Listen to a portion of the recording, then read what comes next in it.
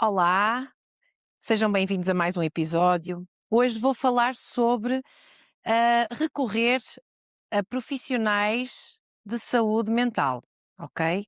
Não são outro tipo de profissionais. Avisou-me aqui a minha produtora, vê lá, Mariana, esclarece lá isso. Pois, às vezes nós falamos com tanta naturalidade que até nos esquecemos que as palavras podem induzir em erro. Então, o que é que eu queria falar neste episódio?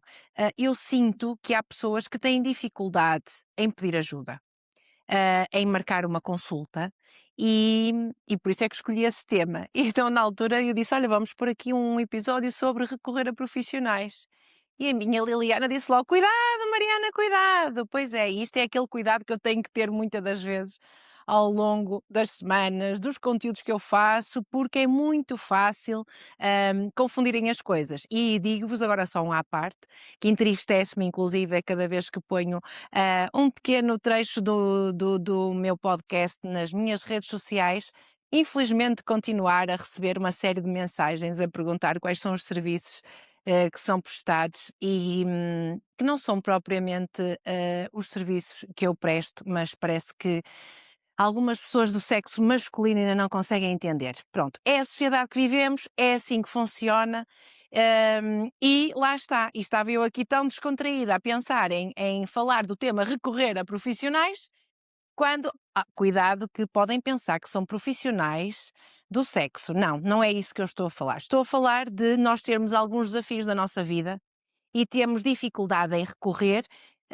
Essa dificuldade não se sente quando nós temos uma doença, quando nós estamos com gripe, quando nós estamos constipados, quando temos, sei lá, outro tipo de doença, nós automaticamente marcamos uma consulta e vamos ao médico.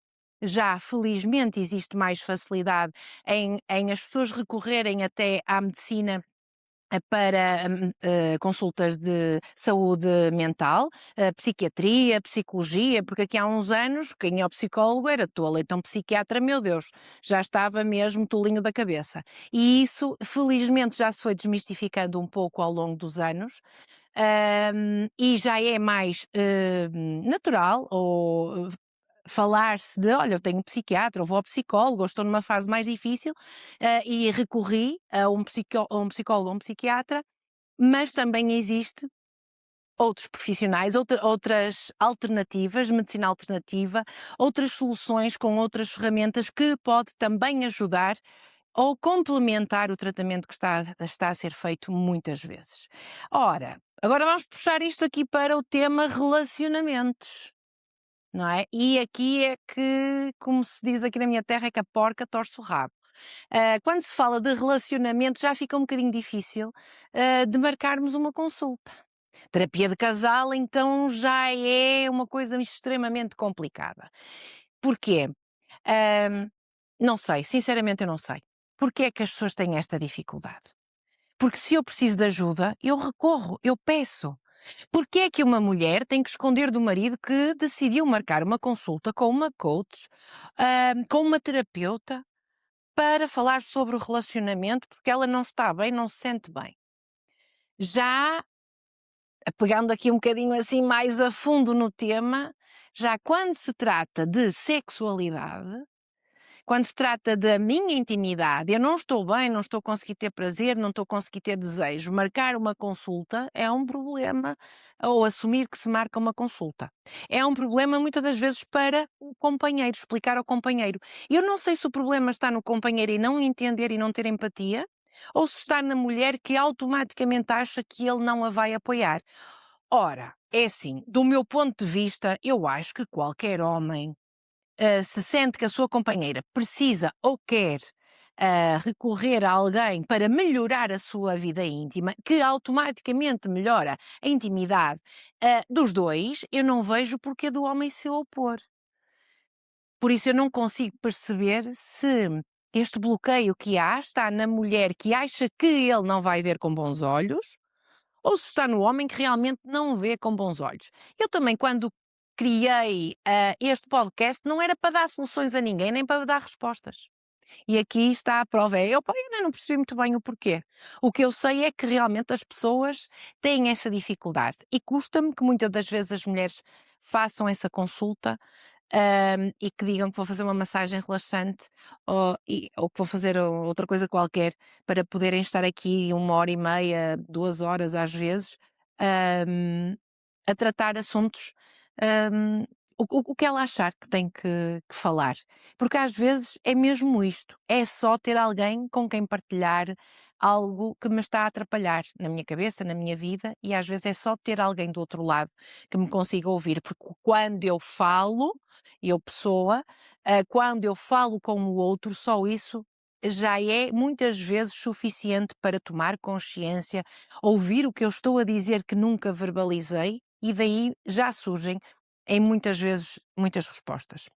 Claro que quando se recorre a terapeutas, vou falar assim, para não ter que estar sempre a dizer profissionais e depois alguém apanhar o podcast a meio e ir para aqui mais mensagens indesejadas. Quando se recorre a terapeutas, hum, há também uma panóplia de ferramentas que nós temos para ir de encontro àquilo que a pessoa precisa naquele momento, não é? De ferramentas que nos ajudam, a ajudar o outro. E há aqui outra coisa que também acho curiosa, que é, desde sempre, a maioria das pessoas, venha a mulher, venha o homem ou venha em casal a uma consulta, quase sempre ninguém sabe do seu grupo de amigos ou a sua amiga mais próxima, quase sempre não sabe que esta melhor amiga está a passar por uma dificuldade na relação. Porquê? Porque não se partilha, porque não é bonito, porque as pessoas acham que nós somos um casal perfeito e porque admiram a nossa relação. Então eu não vou dar parte fraca, porque se calhar na minha cabeça todos os outros casais à minha volta estão lindos e maravilhosos e dão-se lindamente e não têm problemas na intimidade, ou não perderam o desejo, ou não estão, ou até têm desejo, não é o problema, não está na sexualidade, mas está até na comunicação. Não, ninguém tem esses problemas, somos só nós, por isso vamos estar de biquinho calado, porque senão vamos ser uns anormais. Não é? Pronto, é isto que me aparece. Infelizmente é isto que me aparece. Eu não sei se este estigma de pedir ajuda ah, é se é a ideia de que a mulher deveria, eu digo a mulher porque efetivamente é esse o meu público mais comum, não é? Se eu deveria conseguir resolver isto sozinha, por isso não vou, só quem está muito mal é que precisa, ah, não sei, eu não consigo ainda entender muito bem. E também sei, isto eu sei, que é há muita gente que já vem, quando já é tarde. Nunca é tarde. Por isso é que eu disse já é tarde. Quando eu digo já é tarde, é no sentido de, podiam ter vindo mais cedo, era escusado desgastar-se tanto. E quando já chegam aqui tão desgastados, falta muitas das vezes energia para tudo o que é preciso para recuperar ou restabelecer aquilo com que vieram procurar, não é? A solução. E este já é tarde, é uma pena, que não é já é tarde, mas que custa sempre um bocadinho mais do que vir no momento em que efetivamente achavam que precisavam de ajuda e depois entre o achar que eu preciso de ajuda ou que eu quero ajuda até marcar, vai, às vezes vai um ano de diferença e no ano acontece muita coisa. E então, quando é que faz sentido, pedir ajuda? Quando se percebe que estamos a repetir padrões, quando a relação não está a evoluir, quando se está confuso ou confusa em relação a tudo, e não é só quando está tudo mal. Portanto, não é à toa que até noutros países é muito comum ter um terapeuta. Muita gente tem um terapeuta que acompanha a pessoa ao longo de vários anos, ou pode trocar terapeuta, mas todas as pessoas, ou muitas pessoas têm terapeutas. Porque não é só quando se está mal, muitas das vezes é para conseguir-se estar bem e equilibrado ao longo da vida, ao longo do ano ou numa determinada fase, eu preciso de estar mais equilibrada, eu preciso de não descarrilar, porque tenho este desafio, este projeto, seja lá o que for, então eu preciso de ter alguém que me ajude durante este processo. E quando as pessoas, quando as pessoas marcam e vêm à consulta, o que é que acontece? Não há milagres, porque isso não existe, e eu teria que me chamar Fátima, provavelmente em vez de Mariana, se fosse a milagreira aqui da zona, mas eu sei que, não havendo milagres, há muita coisa que acontece aqui na mesma. Que há o ganhar clareza sobre, às vezes, aquilo que nos parece um problema enorme. hum, não vês as coisas sozinha, portanto, tens alguém que te ajuda a ver e de outros pontos de vista. Deixamos muitas das vezes de andar em círculos, porque às vezes só conseguimos andar em círculo, andamos, andamos, andamos e não conseguimos sair dali até que alguém nos puxe.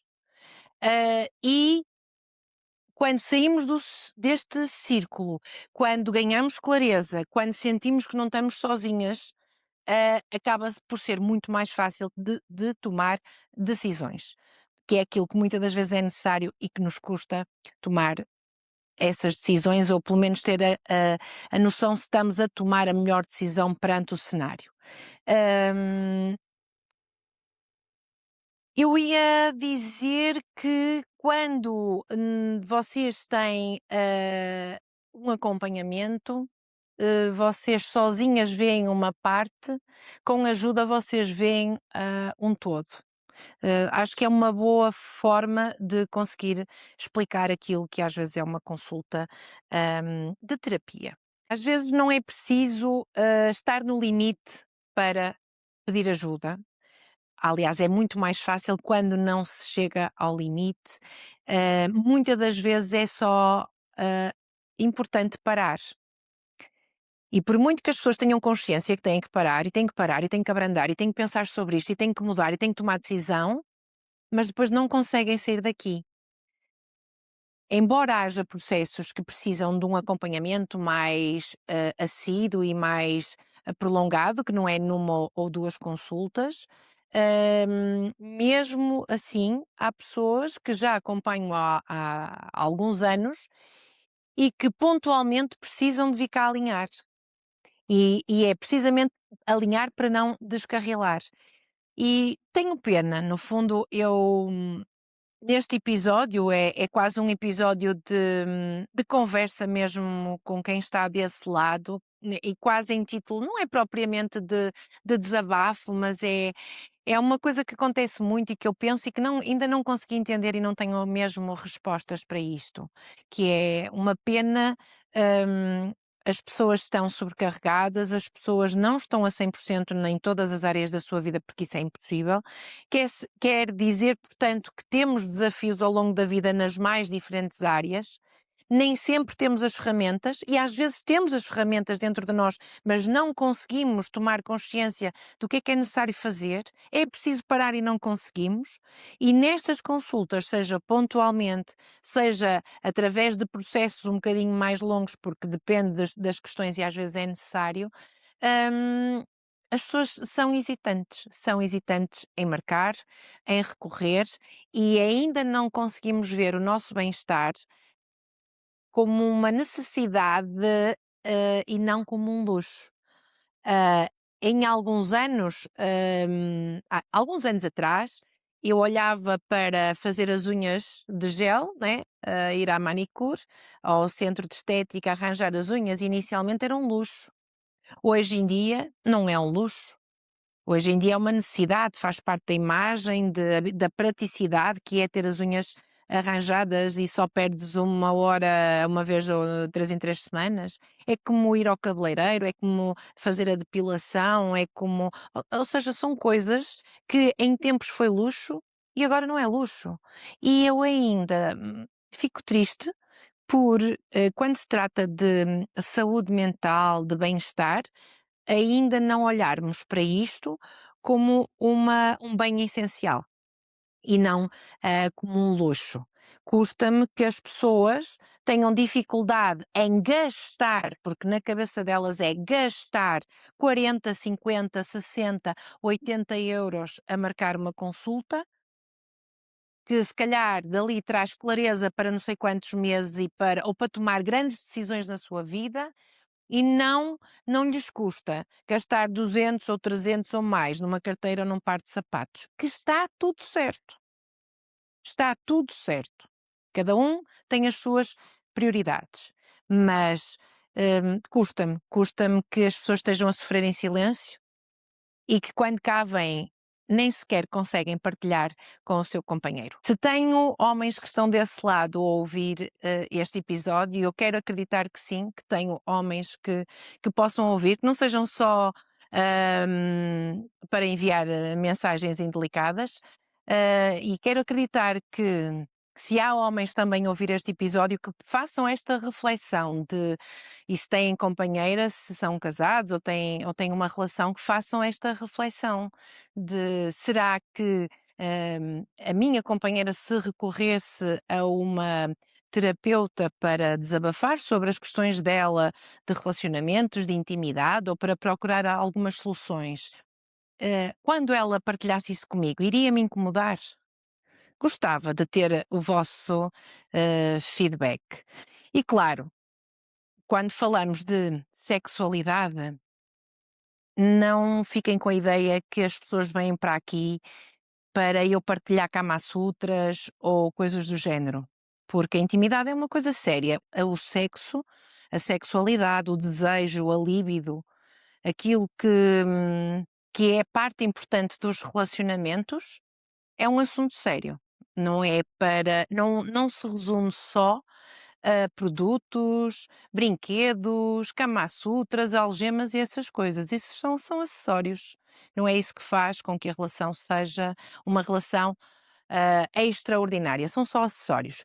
Por isso fica aqui a dica, se houver alguém desse lado, eu gostava de saber a vossa opinião sobre o porquê de haver este estigma em relação à, a recorrer a consultas de um terapeuta para ajudar muitas vezes nos relacionamentos. E pronto, é praticamente isto o que eu queria partilhar convosco, porque para mim é um assunto que me deixa a pensar, e espero que também desse lado também crie algum desconforto e que ponham também a pensar, principalmente essas pessoas que estão à espera de agendar uma consulta, que seja com quem for, com quem lhes fizer sentido, e que ainda não o fizeram. Sim, porque é importante fazer sentido.